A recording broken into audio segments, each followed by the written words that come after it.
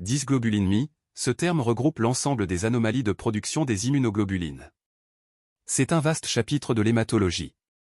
Au sein de cette famille, nous allons nous concentrer spécifiquement sur les gammapathies monoclonales.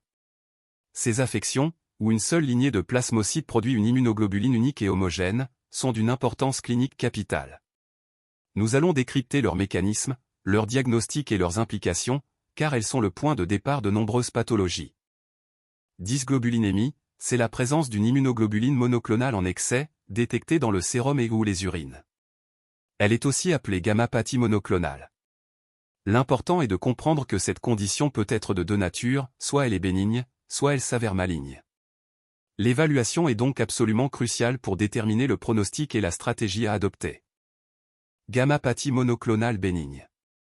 Retenez que la MGUS, ou gammapathie monoclonale de signification indéterminée, est la plus fréquente de ces anomalies. Mais attention, d'autres situations peuvent aussi être associées à ces gammapathies non malignes. Pensez notamment à certaines infections, comme la tuberculose ou les infections virales à CMV, à des maladies auto-immunes comme le LED, à la cirrhose, ou encore aux réactions du greffon contre l'hôte après une greffe de moelle.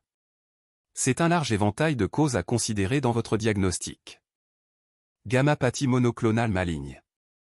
Ce sont des proliférations lymphoplasmocytaires productrices d'une immunoglobuline monoclonale. Trois formes principales se distinguent, d'abord le myélome multiple, la plus fréquente et la plus emblématique.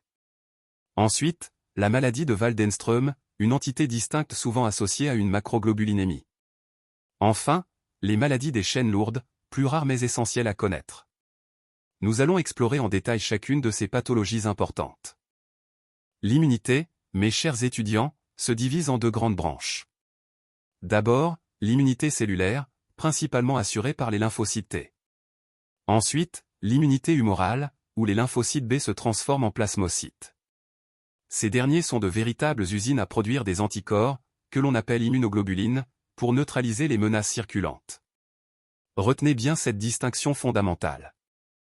L'immunoglobuline, ou anticorps, est une protéine clé de notre système immunitaire. Sa structure en Y, visible ici, se compose de deux chaînes lourdes et deux chaînes légères, avec des régions variables qui reconnaissent spécifiquement l'antigène et des régions constantes qui déterminent sa fonction. C'est une molécule incroyablement adaptable. Nous distinguons 5 grandes classes d'immunoglobulines, chacune ayant des rôles spécifiques, l'IgG, l'IgA, l'IgE, l'IgM et l'IgD. Ces classes déterminent leur localisation et leur mode d'action dans la réponse immunitaire. Myélome multiple, également connu sous le nom de maladie de Calais, est la thématique centrale de notre cours d'aujourd'hui. C'est une forme de cancer du sang qui prend naissance dans les plasmocytes, des globules blancs situés principalement dans la moelle osseuse.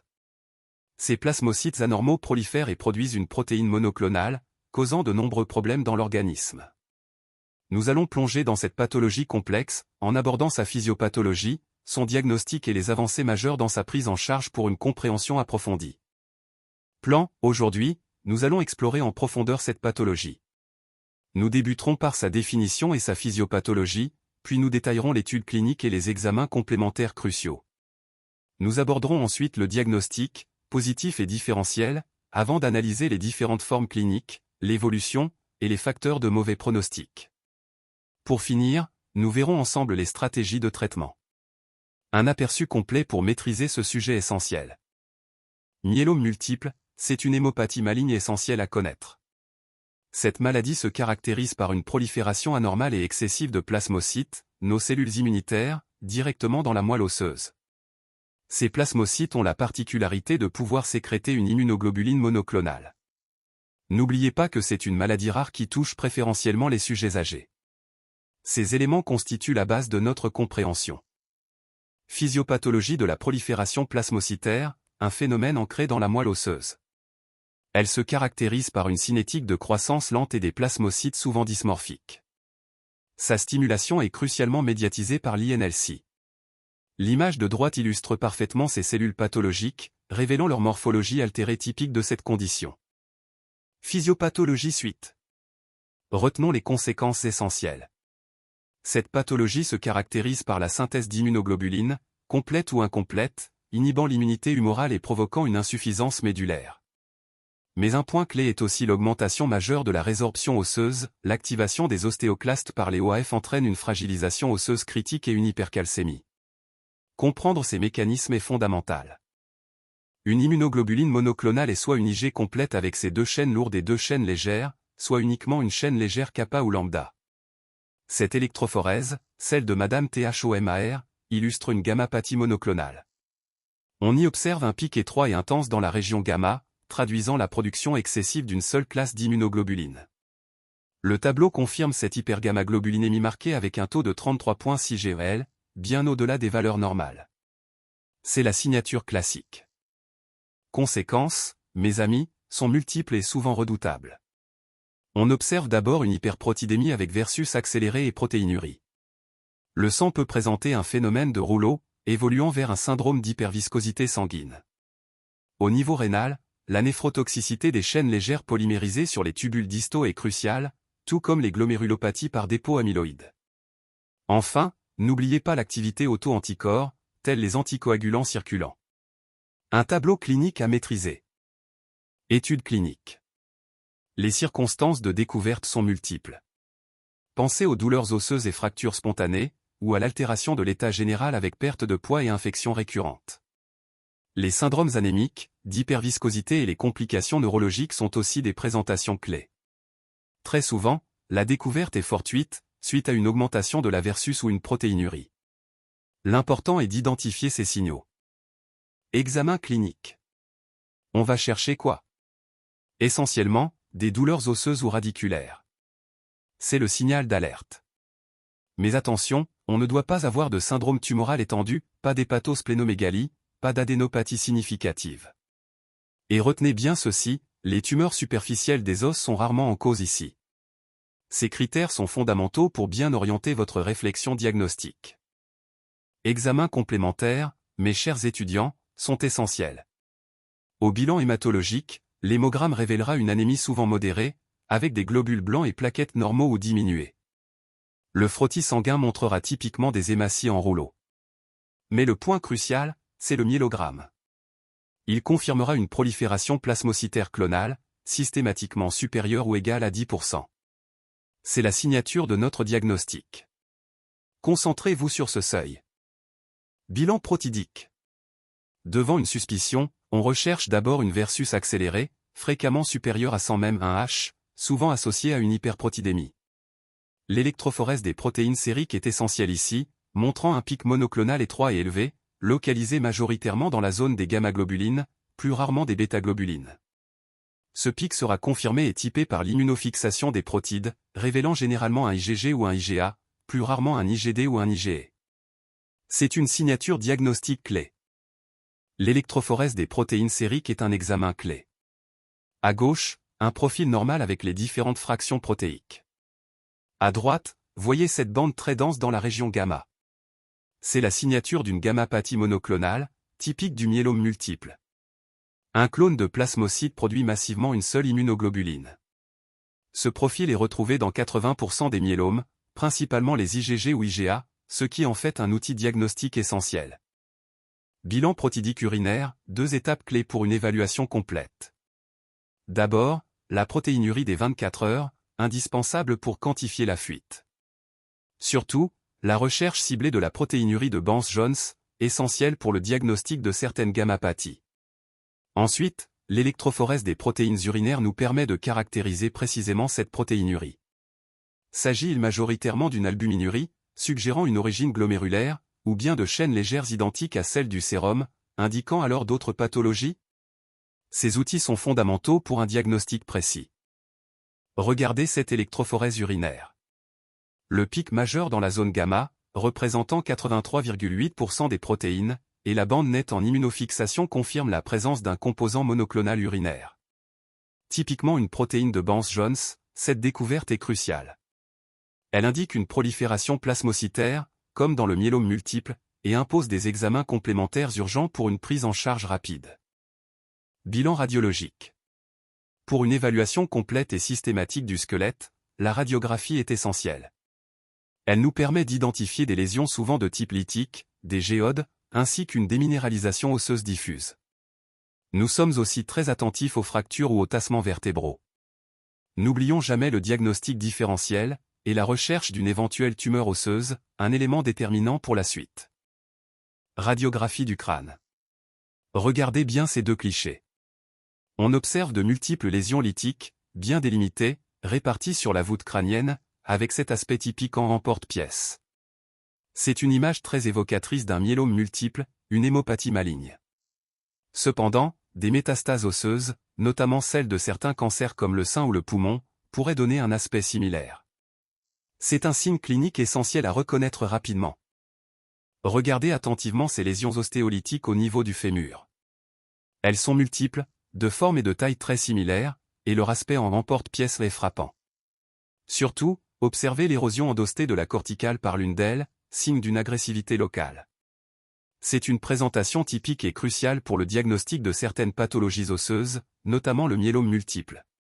Retenez bien cette image caractéristique, elle est fondamentale en sémiologie radiologique.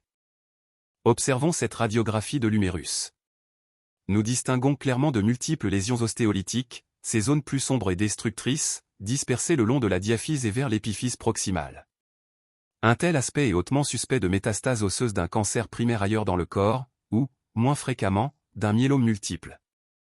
C'est un signe d'alerte majeur nécessitant une exploration diagnostique urgente et un bilan d'extension complet. Plasmocytome. Regardez attentivement cet aspect typique d'évidemment vertébral. Le corps est clairement creusé, mais ce qui est vraiment révélateur, c'est le contraste avec la préservation de fines travées osseuses à l'intérieur de la lésion. Un indice diagnostique majeur. N'oubliez pas non plus l'épaississement cortical, bien visible sur la face antérolatérale du corps vertébral. Ces signes combinés sont la signature radiologique du plasmocytome. C'est un tableau à bien retenir. Plasmocytome, un cas emblématique sous nos yeux. Cette coupe axiale révèle un aspect d'évidemment vertébral très caractéristique. Observez attentivement cette lésion lithique, mais notez surtout la persistance de travées osseuses intralésionnelles. C'est un indice majeur.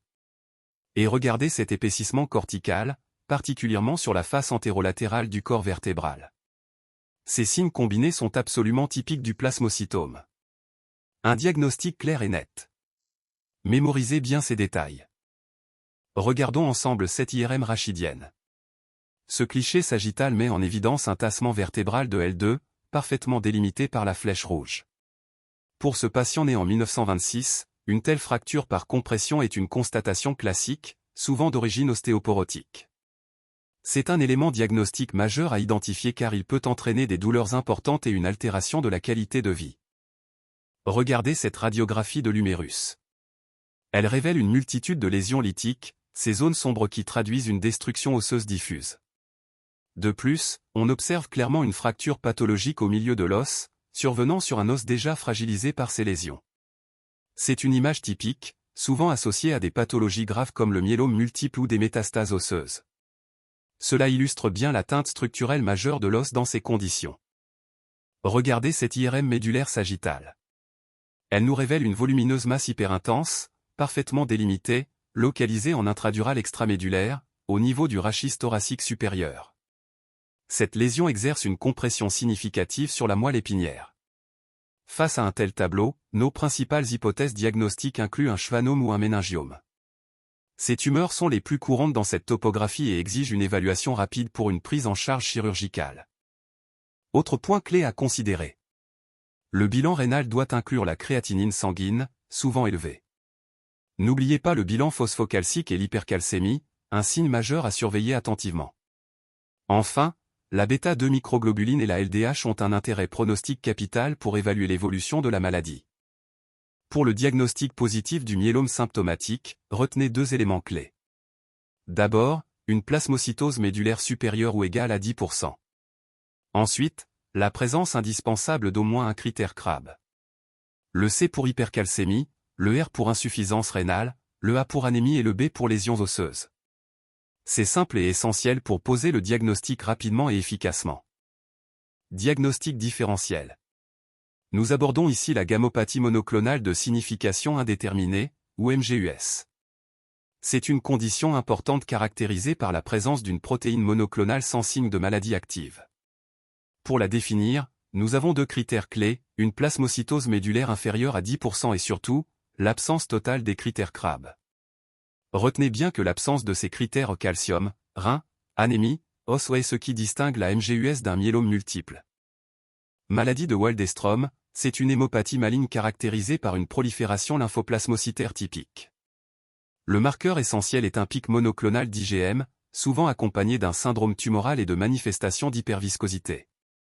On observe fréquemment des auto-anticorps, notamment des Ig à activité anticoagulante. Retenez que malgré ces aspects, la maladie de Waldenstrom bénéficie généralement d'un pronostic plus favorable comparé à d'autres syndromes lymphoprolifératifs. Maladie des chaînes lourdes alpha. Retenez bien ce syndrome lymphoprolifératif rare. Il se manifeste principalement par une infiltration plasmocytaire des muqueuses digestives. Ce phénomène est à l'origine de symptômes gastro-intestinaux importants, notamment une malabsorption sévère et des diarrhées chroniques. Ce qui la rend unique, c'est la sécrétion anormale d'un fragment de chaîne lourde alpha. Une caractéristique diagnostique essentielle pour cette pathologie complexe. Comprendre ces mécanismes est fondamental pour la prise en charge. Forme clinique du myélome multiple. On distingue d'abord le plasmocytome solitaire, localisé à l'os ou au tissu mou, qu'on appelle alors extraosseux. Ensuite, selon le type d'immunoglobuline monoclonale, le myélome à chaîne légère est souvent associé à l'insuffisance rénale. Le myélome IgD, rare, a un pronostic sévère, souvent avec insuffisance rénale, hypercalcémie et amylose. Enfin, n'oublions pas les myélomes non excrétants. Forme clinique, on distingue d'abord les myélomes asymptomatiques. Ils sont dits indolents, avec une faible masse tumorale, souvent classés stadie selon Dury et Salmon. Ensuite, la leucémie à plasmocytes, une forme rare et agressive. Sa présentation clinique est proche d'une leucémie aiguë, marquée par une anémie et une thrombopénie sévère, une plasmocytose sanguine importante, hépatosplénomégalie et fièvre.